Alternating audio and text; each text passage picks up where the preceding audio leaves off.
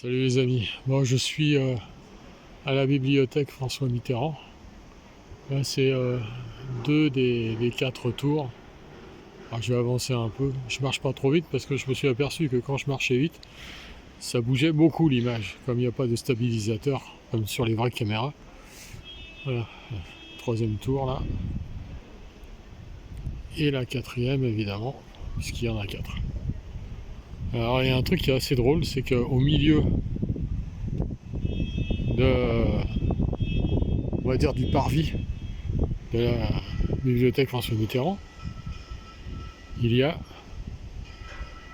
ce qu'on pourrait qualifier d'une forêt. Alors on la voit pas bien là, c'est dans le contrebas, voilà, avec plein d'arbres, c'est comme une forêt. C'est toute la longueur intérieure. Alors j'ai essayé d'y aller sans tomber, parce qu'il y a des marches de partout.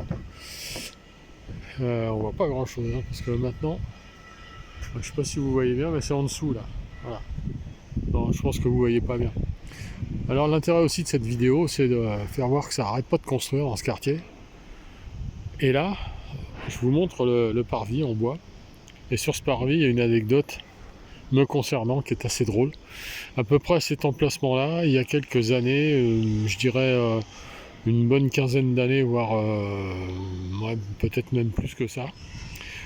Un hiver, il y a eu un chapiteau en bois qui a été monté là. Et en fait, dans ce chapiteau en bois, il y avait une association de tango qui donnait des cours de tango et qui faisait des soirées tango.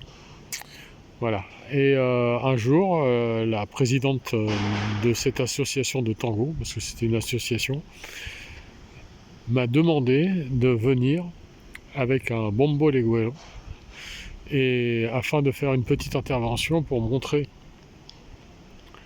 aux pratiquants de tango qu'en Argentine, il n'y a pas que le tango. Donc j'ai fait un malambo avec le bombo leguero. Et c'était très drôle parce qu'en fait, il y a une chose dont je me suis aperçu souvent, mais là je l'ai vu en vrai, c'est que les pratiquants du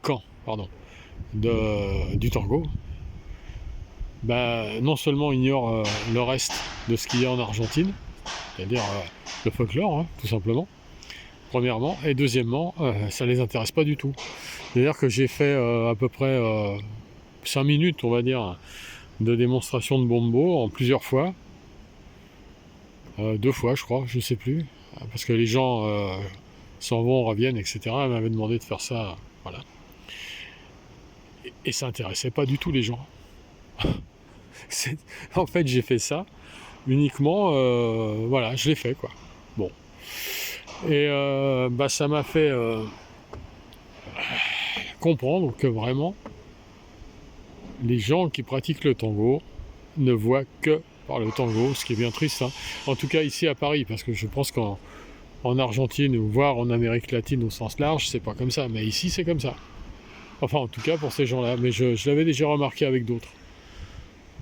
Donc voilà, c'est assez pitoyable je trouve. Enfin voilà, c'était l'anecdote ici.